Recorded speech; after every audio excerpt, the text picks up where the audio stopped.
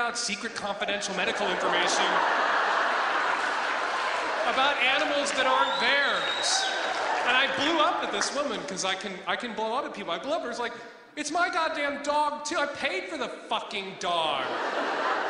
It's a poodle. I don't put out a press release. I don't care who you tell. And they wouldn't tell me anything about the condition of the dog. And my boyfriend is literally hysterical, afraid the dog is going to die, that Santa just brought for our son, who's then going to hate him forever for letting the dog fall out of the car. And he's hysterical, and I'm an hour and a half away from being home. I said, look, just don't call him.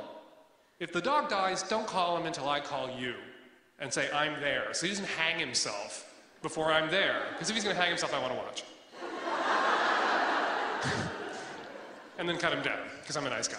And so we get home, and the dog's lived, and I don't like the dog, but we have to go get the dog and get the dog to an animal hospital off the island where he can spend the night, and they can try to pop his eye back in and save him, because he's really in a bad way. And we go to pick up the dog, and I don't like dogs, and I've literally never touched the dog. And I don't know how to drive, so I have to hold the dog. And the dog has to be held firmly with its head up, and if we let it put its head down, its brain is going to fill with blood, and it's going to explode and die.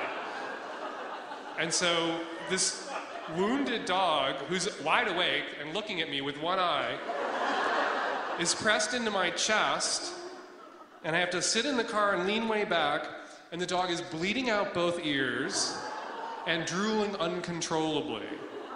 By the time we got to the animal hospital, I had like the Virgin Mary stain on me from here to here. I should have auctioned myself on eBay. I would have gotten $1 million. I was covered in dog drool and blood.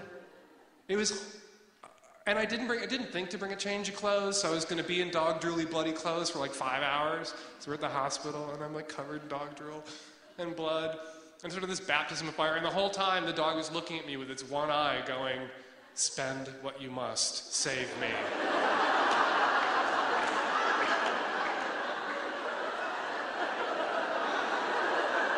And I felt bad because I was looking at the dog going, $1,000 tops, $1,000 tops. Another poodle's only $400. Don't push it. Get another chocolate toy, swap him out, he'll never know, he's only 4. But my boyfriend's a little more sentimental about these things, and he has a credit card of his own.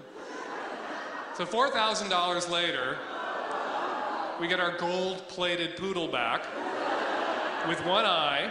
This eye's gone, they just stitched it shut, and deaf. So now on top of having like a gay dog, you have a gay, deaf, one-eyed dog that walks into things. And I still had never really walked the dog until it, like, are you ready to cut me off yet? Okay. Until we were in Billings, Montana.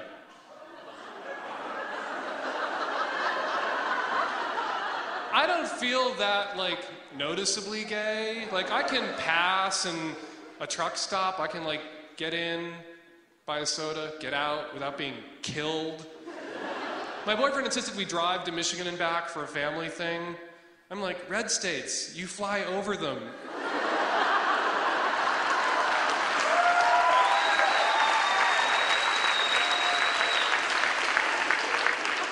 But Terry's from Spokane, so he's used to hanging with these people. And he's not nervous, so we drive. We end up in Billings, and Terry and the kid fall instantly asleep, and the dog has to go. And we're at the Sheraton right downtown, so I have to walk it. And well, I thought about letting it shit in the hallway, but I feel bad for the maids. And so I put the leash on the dog, and you really haven't been out on a limb until you've walked a chocolate, one-eyed, deaf toy poodle around Billings, Montana at midnight. And I didn't know quite how to comport. Like, I was suddenly the guy in the lavender trousers flouncing around down the street. I didn't know how to comport myself with this fucking poodle. I wanted to appear to be straight, walking a poodle in the middle of the night. You can't look straight walking a poodle in the middle of the night. Halle Berry could be sitting on my shoulders facing that way as I ate her out and I was walking the poodle.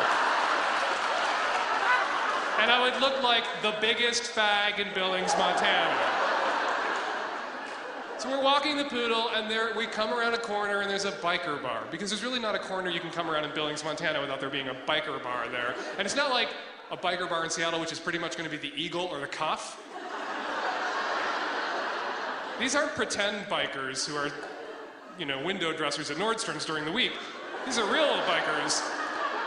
And they look at me, and they look at the poodle, and I don't know quite how to look at them except to kind of go, I thought, this instant narrative popped into my head. Okay, I have a girlfriend back at the hotel. This is her fucking dog, and I'm just doing this to get some pussy.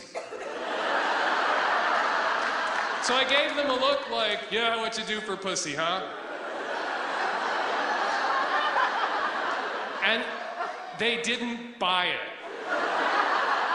They kind of looked at me like, why are you making any sort of facial expressions at us?